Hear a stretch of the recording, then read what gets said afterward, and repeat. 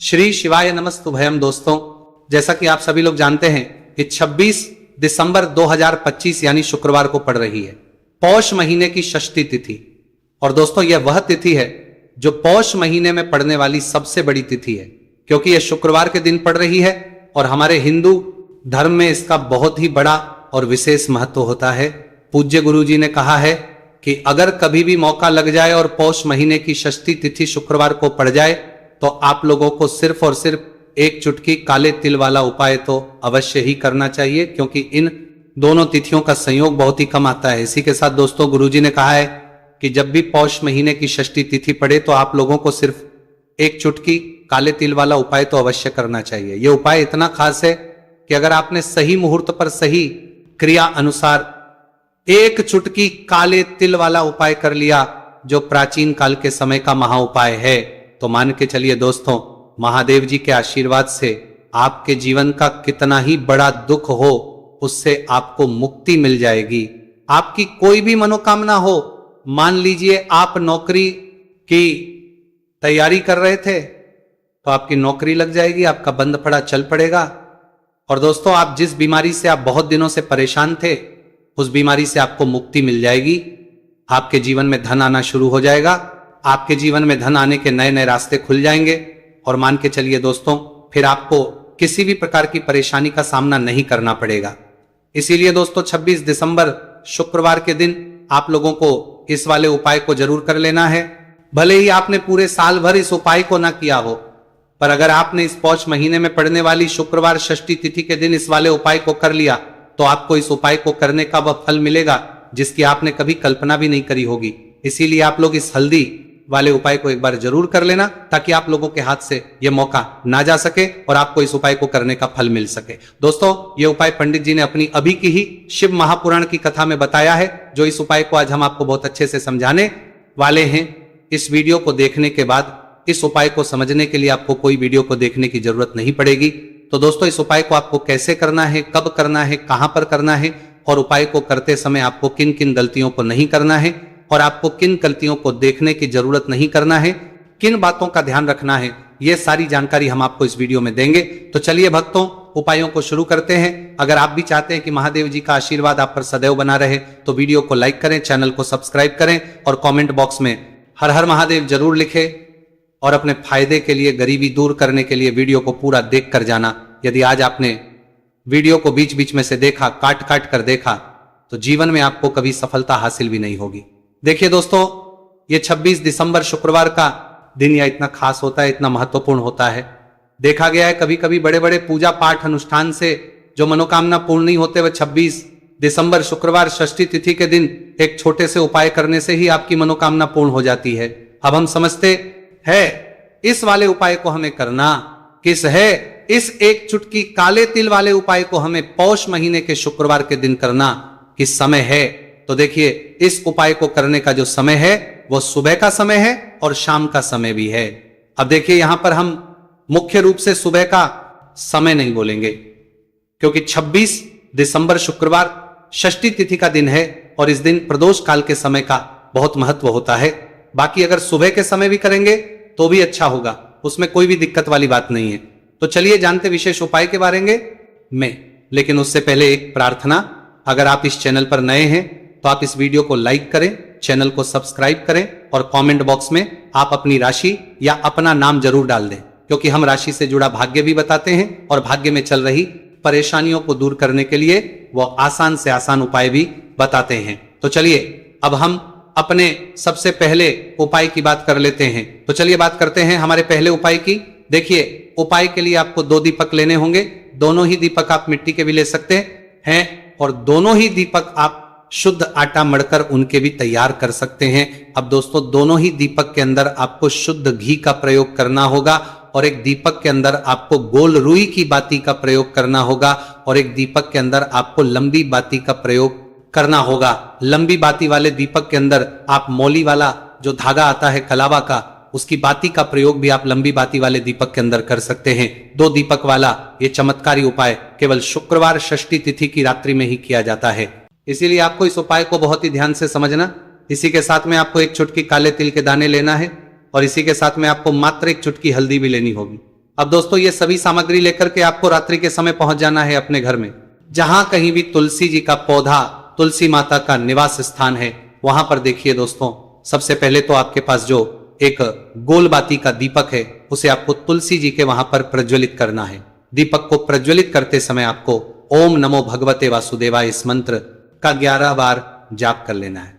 अब देखिए दोस्तों, आप जो एक चुटकी काले तिल के दाने लेकर के आए हैं उन्हें आपको अपने सीधे हाथ में रखना है, और जो आपने गोल बाती वाला दीपक प्रज्वलित किया है माता तुलसी जी के, वहां पर उसके ऊपर से आपको इन एक चुटकी काले तिल को घड़ी की दिशा में घुमाना है। आपको अपना नाम और अपनी गोत्र को बोल देना है, और फिर आपको इन काले तिल को उस जलते हुए दीपक के अंदर डाल देने हैं। देखिए, काले तिल भगवान विष्णु के पसीने से उत्पन्न हुए हैं, और जब भी हम ये दीपक की रात्रि में प्रज्वलित करते हैं तो इससे हमें हमारे कर्ज में राहत मिलती है, हमारे जीवन में धन प्राप्ति के नए नए मार्ग खुलते हैं, हमारा अगर कोई भी कार्य रुका हुआ है तो वह भी परिपूर्ण होता है। देखिए, गोलबाती का जो दीपक है विशेषकर हम माता तुलसी के वहां पर भगवान विष्णु और माता लक्ष्मी के निमित्त प्रज्वलित कर रहे, इस प्रकार से आपको यह दीपक प्रज्वलित कर देना है। अब जो आपके पास लंबी बाती का दीपक है, एक चुटकी हल्दी है, तो इससे आपको लेकर के पहुंचना है अपने घर के मंदिर में। आपके घर के मंदिर में माता लक्ष्मी की जो भी प्रतिमा की मूर्ति है उनके सामने सबसे पहले तो आपको ये लंबी बाती का दीपक रखना है, फिर आपको दीपक को प्रज्वलित कर देना है। दीपक को प्रज्वलित करते समय आपको ओम महालक्ष्मी नमः इस मंत्र का जाप करते रहना है। अब दोस्तों, आपके पास जो एक चुटकी हल्दी है उसे आपको सीधे हाथ में रखना है, और इस एक चुटकी हल्दी को आपको उस दीपक के ऊपर से 11 बार घड़ी की दिशा में घुमाना है, और आपको महालक्ष्मी मंत्र का जाप करते रहना है, और इस एक चुटकी हल्दी को आपको उसे दीपक के अंदर डाल देना है। देखिए, एक चुटकी हल्दी वाला जो दीपक है आपके जीवन से दुर्भाग्य को समाप्त करता है, माता लक्ष्मी की आपको कृपा प्राप्त करवाएगा, धन प्राप्ति के आपके जीवन में नए नए मार्ग बनाएगा। देखो, अगला उपाय है वो भी बहुत ज्यादा खास है। तीनों उपाय को आप जरूर सुनना, क्योंकि जो आपको अच्छा लगे वह उपाय आप कर सकते हैं। देखिए, इस उपाय के लिए आपको 2 हरी इलायची लेनी होगी। हरी इलायची आपको साबुत लेनी है, खंडित नहीं होनी चाहिए, और इसी के साथ में आपको मात्र थोड़ा शहद लेना है। शहद आपको मात्र आधा चम्मच या फिर उससे भी कम ले लेना है, और इसी के साथ में आपको एक दीपक ले लेना है। दीपक चाहे तो मिट्टी का भी ले सकते हैं, और आप चाहे तो शुद्ध आटा मढ़कर उसका दीपक भी आप तैयार कर सकते हैं। इस दीपक के अंदर आपको मौली का जो धागा आता है कलावा का, उसकी बाती का प्रयोग करना होगा, यानी कि इस दीपक के अंदर आपको लाल रंग की बाती का प्रयोग करना होगा, और इस दीपक के अंदर आपको शुद्ध घी का प्रयोग करना होगा। अब यह सारी सामग्री लेकर के आपको अपने घर में जो भी मंदिर है वहां पर पहुंच जाना है, और आपको माता लक्ष्मी के किसी भी स्वरूप के सामने बैठ जाना। अगर माता लक्ष्मी की फोटो है, माता लक्ष्मी की प्रतिमा है, तो उनके सामने आपको बैठ जाना है। अगर माता पार्वती की प्रतिमा है तो उनके सामने आपको बैठ जाना है, यानी कि किसी भी माता के स्वरूप के सामने आपको बैठ जाना है। अब देखिए, सबसे पहले तो आपको माता रानी के सामने थोड़ी सी चावल की ढेरी बना देनी है, यानी कि थोड़े से अक्षत के दाने आपको माता रानी के सामने रखना है। उसके बाद आप जो एक दीपक लेकर के गए हैं, उस दीपक को आपको उन्हीं चावल के दानों के ऊपर रख देना है, और फिर इस दीपक को आपको माता के सामने प्रज्वलित कर देना है। देखें, इस दीपक को प्रज्वलित करते समय आपको ओम महालक्ष्मी नमः इस मंत्र का लगातार जाप करते रहना है। दीपक को प्रज्वलित करने के बाद आप जो 2 हरी इलायची लेकर के गए हैं उसमें से एक हरी इलायची को तो आपको उसी दीपक के अंदर डाल देनी है, और वहीं पर आपको कम से कम 21 बार ओम महालक्ष्मी नमः इस मंत्र का जाप कर लेना है। अब आपके पास जो शहद है और एक हरी इलायची है उसे सीधे आपको लेकर के पहुंच जाना है। भगवान शिव के मंदिर में पूज्य गुरु जी ने बताया है कि ये उपाय आपको सिर्फ और सिर्फ शाम के समय ही करना होगा। शाम को जब भी सूर्यास्त का समय होता है तो उस समय आपको ये उपाय करना है। लेकिन सबसे पहले तो आपके पास जो एक हरी इलायची है उसे आपको उस शहद के अंदर अच्छे से डुबो देना है, यानी कि शहद का लेपन उसे हरी इलायची के ऊपर चारों तरफ आपको कर देना है। अब ये जो शहद से युक्त हरी इलायची है इससे आपको भगवान शिव शिवलिंग पर अर्पित कर देनी है, और आपको वो श्री शिवाय नमस्तुभयम इस मंत्र का लगातार जाप करते रहना है। फिर इसके बाद आपको एक लोटा जल भी अपने साथ लेकर के जाना है, तो एक लोटा जल भी आपको धीरे धीरे शिवलिंग पर समर्पित कर देना है, और आपको श्री शिवाय नमस्तुभयम इस मंत्र का जाप करते रहना है। फिर इसके बाद आपको अपने घर आ जाना है, इस प्रकार से आपको ये उपाय कर लेना है। तो चलिए दोस्तों जान लेते हैं गुरुजी द्वारा बताए दूसरे उपाय के बारे में। देखिए इस उपाय के लिए आपको लेना है 11 चावल के दाने। गुरुजी ने कहा है चावल के दाने खंडित नहीं लेने, बिल्कुल साबुत होने चाहिए। उसके साथ में आपको लेना है एक बेलपत्र। बेलपत्र का भी एक नियम है, अगर आपके पास बेलपत्र नहीं है तो आप शिवलिंग से उठाकर उसको पुनः शुद्ध जल से धोकर इस्तेमाल कर सकते हैं। इस प्रकार आपको बेलपत्र लेना है। इसके बाद आपको एक लोटा जल लेना है। अब ये सब लेकर आपको जाना है महादेव के मंदिर में। देखो अब आपको उत्तर साइड में खड़े हो जाना है और सबसे पहले आपको एक बेलपत्र अपने हाथ पर और 11 चावल दाने रखकर शिवलिंग के ऊपर अपना नाम और गोत्र बोलते हुए समर्पित कर देना है और ओम नमः शिवाय, श्री शिवाय नमस्तुभयम का लगातार जाप करना है।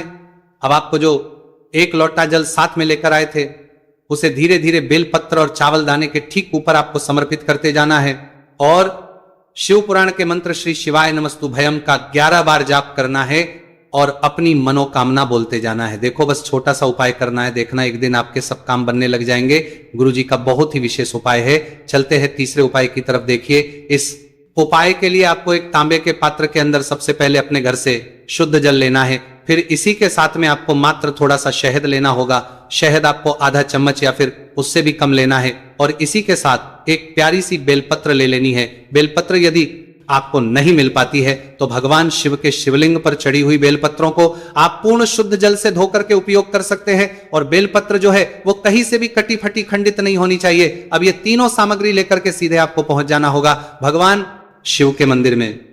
यह उपाय सुबह से लेकर के शाम तक किसी भी समय कर सकते हैं। देखिए सबसे पहले तो आपके पास जो शहद, उससे आपको अपने सीधे हाथ की चिट्ठी उंगली के जो पास वाली उंगली होती है अनामिका उंगली, उसमें थोड़ा सा शहद आपको लेना है और इससे फिर आपको शिवलिंग पर जहां माता अशोक सुंदरी का स्थान होता है वहां पर आपको ओम का निर्माण करना है। लेकिन जलाधारी के बिल्कुल बीच में जो स्थान होता है उसे माता अशोक सुंदरी का स्थान कहते हैं और इसी स्थान पर आपको शहद से ओम का निर्माण करना है। अब दोस्तों आपके पास जो एक बेलपत्र है उसे आपको अपने सीधे हाथ की हथेली रखना है और महादेव से आपको अपनी विशेष मनोकामना, आपके जीवन में जो भी संकट चल रहे हैं, जो भी समस्याएं चल रही हैं, जो भी जीवन में दुर्भाग्य बना हुआ है, आप अपने किसी भी कार्य में सफल नहीं हो पाए रहे हैं, तो जिस भी प्रकार की आपकी समस्या है उसे दूर करने के लिए आपको महादेव से प्रार्थना कर लेनी है। और फिर यह जो एक बेलपत्र है इससे आपको शिवलिंग पर माता अशोक सुंदरी वाले स्थान पर समर्पित कर देनी। देखिए जहां पर आपने ओम का निर्माण किया है उसी के ऊपर आपको यह बेलपत्र भी समर्पित कर देनी है। देखिए बेलपत्र की चिकनी साइड का हिस्सा शिवलिंग से स्पर्श होगा और इसकी जो डंडी है